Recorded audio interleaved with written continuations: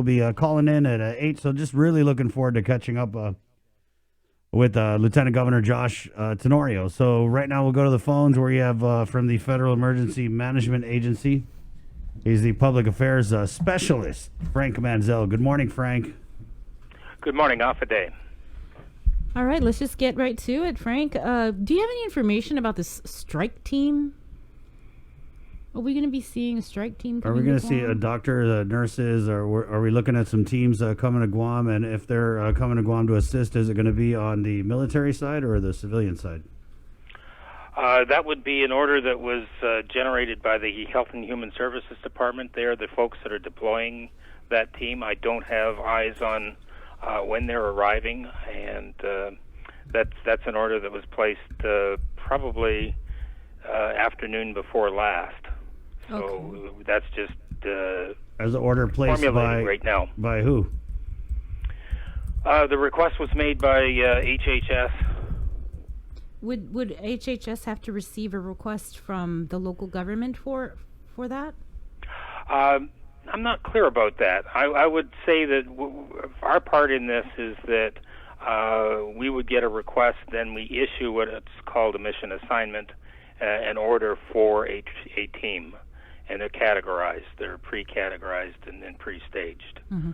So you don't know when they're arriving, do you? Well, who comprises the strike team, though? Pardon me? Who's all a part of the strike team? I believe the strike team was that was assembled by, and I think the congressman had listed those people that are on the strike team. Right. So that's the strike team as I know it. I don't have that up on my computer right now. Okay. Mm-hmm. But it's a team that is assembled and ready to go. Right on. Can we talk about? I was talking with Major Thomas, Salvation Army. He told me he was part of a conference call with a bunch of different non-governmental organizations, and this was about mass feedings. Are we looking at implementing any type of mass feeding program here on Guam? As I understand, there's something afoot regarding that. I haven't seen the details of it. I know that the Salvation Army has that program, and they're what we would determine it to be called a private nonprofit. Mm-hmm. So I understand that there is some discussion about that. And where are we with the program? So I was able to sit down with you, I think it was last week, and you had mentioned that during this pandemic disaster, there's certain programs that the government of Guam can ask for amendments in terms of what's available. So can you just kind of run through what's available here and then let us know if the governor has requested any additional amendments or any other requests to FEMA? I do not have that. The request...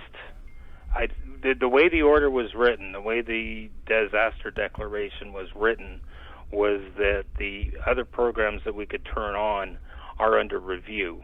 So that is, we first of all got the major push out of the way, which was the declaration. Mm-hmm. So we went from what's called an emergency declaration, which was granted pretty much to all the states and territories. And then one by one, as the governors applied for assistance, we granted what were called major disaster declarations. As those major disaster declarations went out the door, they were basic, if you like, vanilla type declarations.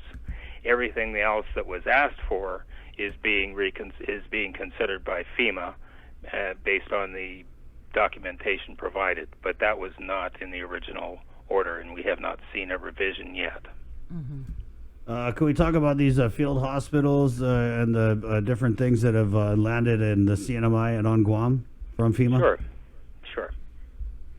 We have landed on Guam over the weekend.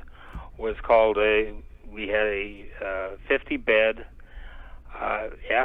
FMS. Stands for Federal Medical Station.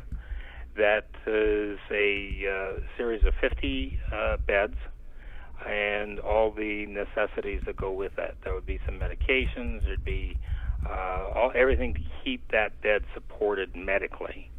and that comes in basically 48 crates, and they're being stored right now, ready for deployment when needed and when we have the site located for that. There have to be certain conditions. Can't be outdoors because it's not necessarily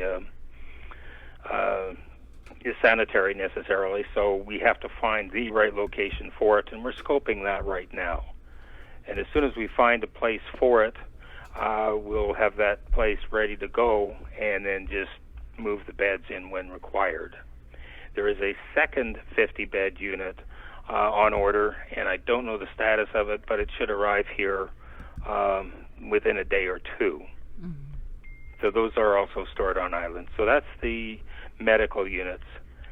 When we have a disaster, usually we have what's called a push, which means that if a disaster is declared, if we don't have goods stored near the disaster, and normally we do, we have a collection of depot points where we would deploy these assets to as needed. But along with the disaster declaration comes what's called a push, and we push blankets, cots, water, MREs,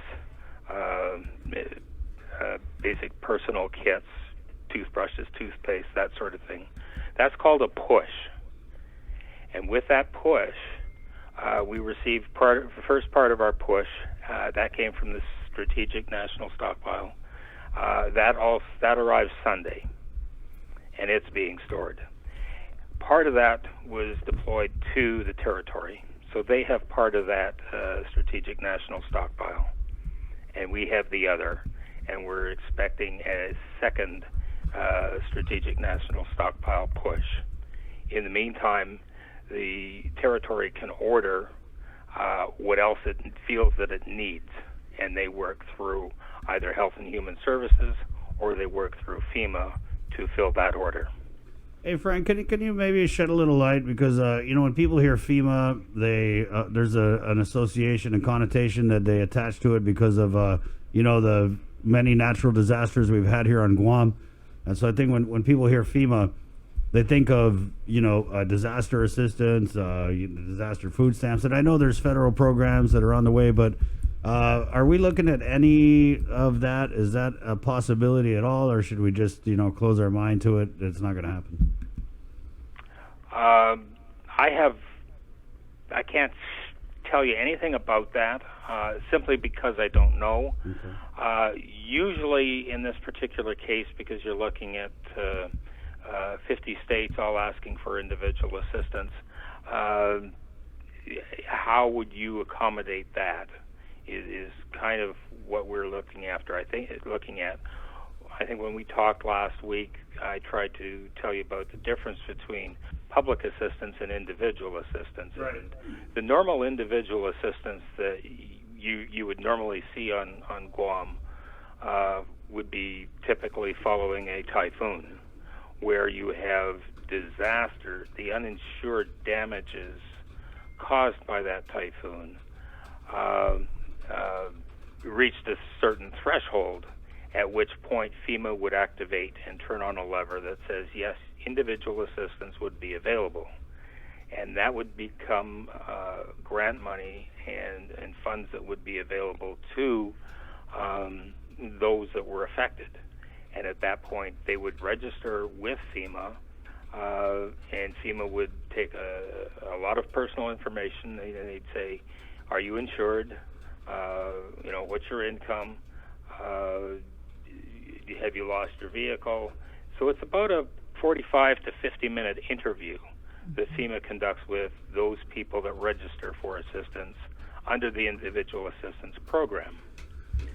And then based on the needs and the damage done to your residence, that would dictate, right, and your insurance, that would dictate, the grant money. Yeah. And normally that grant money is, generally speaking, about $6,000 or $7,000. Right. Frank, we're very, very familiar with the process in a disaster, but what caught my ear was that you said that 50 states are also trying to apply for some kind of individual assistance. So can you just clarify that for us? What types of assistance, individual-wise, are these states trying to get from FEMA? It would just be the normal ask that they have, and they would have to prove loss, and I don't know that that's going to happen because there's economic loss, and that's going to be covered by disaster assistance program or disaster unemployment. But as far as physical property loss, that's kind of, I think, where we're at, and that's kind of what individual states are asking for. And it really doesn't fit in the box of what we can provide to individuals because there is no physical loss of property. Right. And yeah. that's what individual assistance is. That doesn't preclude them from asking for it. So we can ask, in other words. They can ask, Yeah. and like I say, there would have to be some proven loss of property for that part of individual assistance to kick in. Right. So I wonder if FEMA, moving forward, this is obviously something we've never dealt with before, but if there's going to be some kind of fine-tuning in the enabling statutes or whatever they got to do to maybe kind of open it up a little more where, clearly this is a disaster. Nobody lost their home yet, but, in many ways it's more damaging than a storm. This is unprecedented. There's no question in anybody's mind that this is unlike anything anybody's ever faced. But as far as making changes, everything that we do is based on the Stafford Act. And right. The Stafford Act is what we go by. And it is written and approved and edited and modified by Congress. So that's the book that we go by, is the Stafford Act. And until Congress changes the Stafford Act, none of these right. programs can change. Okay. I do want to ask. I'm on the HHS.gov website, and it does list supplemental funding as of April 6th, and for Guam it shows a total of $1.4 million. Do you know what this money is going towards? No, I'd have to get back to you on that. I'm so sorry, I don't have that. Okay. Supplemental funding on the HHS site. Yeah. What about the barge, Frank? Are we still going to do the hospital barge? Where are we on that? Or is that something that you guys are involved with? That's something that we're not involved with. Mm-hmm. So as I handed that back to the territory, I'm not aware of it, and I've talked to people here, external affairs wise, and it's in their court, mm-hmm. and it's their resource. If they have a resource that they want to use and activate, territories and states are certainly welcome to add that to the mix. FEMA comes in, and if that resource is available and the community or the territory chooses to use it, that's great. The important thing is to look after the health and safety of individuals, and that's kind of a partnership. Mm-hmm. Usually it starts at the first line level with the first responders. Right. So how's the line of communication? And you being here, are you in constant contact with representatives from the governor's office? Because he keeps saying that, we got to ask, we got to do this, we got to request stuff. So is there open line of communication, and are they requesting stuff? We have an open line of communication. We have staff from FEMA that attend meetings with the governor's office daily. We also have our representatives who are part of our team also attend these meetings. I, of course, am more in touch with my counterparts, both at the territory level and at the governor's level. Frank, how stretched thin is FEMA? This is something that we, like I said, when we hear FEMA, it's like, to the rescue. But, you guys are dealing with something that is nationwide. And talking to you in that interview we did last week, are we starting to see resources, or should we be worried that FEMA, even FEMA, is not going to be able to provide the things that we need? Well, let's say FEMA is rather a small agency in government terms. It's about 5,000 people. The rest of FEMA's resources and people that we send out on disasters are reservists. And those are people that are equipped with a credit card, a computer, and a phone, and they're on call. So if they could be watching the Weather Channel, and 2 days later they'll get a call and say, "We need you on a plane at such and such a location." Those are our reservist staff. We do have an additional 6 members coming out here Saturday, and actually 4 on Saturday and probably 2 on Sunday to support the initial team here, which is 4 of us. So we do have staff coming out to support this. We do have a similar, actually it's a much larger team going up to Saipan, and they are going up this weekend as well. Okay. Real quickly, just wanted to follow up on those the equipment that's arriving related to the hospital equipment. So you have 50 here, then you're expecting another additional 50 bed. Yeah, they're called FMSs, and they come as a unit. Okay. So is this part of the effort by the government to stand up 2 hotels to be used as alternate care facilities? This is going to supplement that. Right. So this is basically they're finding a big field and they set up this field medical station, right, Frank? Well, the field wouldn't be appropriate because we would need something that was sterile to a certain degree. So it could be an indoor facility, or if it were an outdoor facility, it would certainly be climate controlled. I see. But it's capable of being set up pretty much anywhere. I think if you look on televisions, you see them at convention centers and things like that. Right. And that's basically what you're seeing at the convention centers are multiple FMSs. They're either 250-bed units or a multiple of 50-bed units. So just for clarification, it's going to supplement what the government's doing. It's not a part of those hotels that they're looking at. Well, it's a whole strategy that they're looking at. You've got to prepare for the future, and part of that is having the resources at your fingertips, which we're assembling right now. Fortunately, Guam has been able to somewhat keep things on the low end as far as what they call the curve.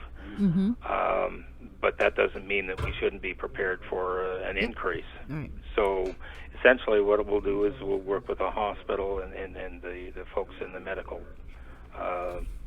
team here at the operations center, and they will say, all right, we need to, here's what we're going to need in the next 3 weeks. And they try and model that. And they'll say, okay, what resources do we need? Where do we need them? Who's got the wherewithal to pull the strings to get us into that facility? Does it meet all of our requirements? Because we're certainly not going to put a 50-bed unit in a building with asbestos in it. So there's a number of hoops to go through to make sure that you're not doing any more harm than good. Okay. Well, it just also I wanted to follow up on you mentioned the congressman earlier when we were discussing the strike team. Were you a part of any discussions? I noticed that on his Facebook page that he said that he was on a conference call with FEMA. Were you in on that call, or was it FEMA? I was not in on the call. The conference call took place between our regional administrator and some other individuals at FEMA, and there was basically a discussion of we brief the congressman often and let them know what's happening. So generally, if it comes from the congressman's office, it's pretty accurate. And yes, we do have briefings with Congress staff. Okay, and so you'd be able to provide us that information on the strike team later today? Yeah, I will. Okay. I appreciate that because we don't get anything from him. So thank you. I'm sorry that you don't get anything from him. Oh, well. Oh, no need to apologize. Now, you may from time to time notice that there are differences in numbers. And certainly what is ordered is not necessarily what's delivered. Right. So somebody in like a congressman will say, we're getting this resource, this many. we're more logistical, and we're going to say, well, maybe that's what was ordered, but that's not what was shipped. Right. Yeah. So what I'd like to do with you is provide you numbers. Yeah, so we just reach to you directly, and, cut all the clutter and just get the straight story from you, Frank. Whichever you choose. Yeah, that works for us. Okay. Okay. All right. Well, Okay. thank you very much, and I will call back with that information on the teams and the supplemental funding. Frank, just want to, I know when I interviewed you, you told me that this is the life you chose. You're always away from home, a disaster to disaster. And I know you're away from the wife and the family, right? Being here, obviously.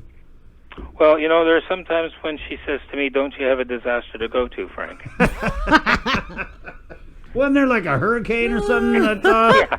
Isn't there something that you should... Don't I hear FEMA calling you, Frank?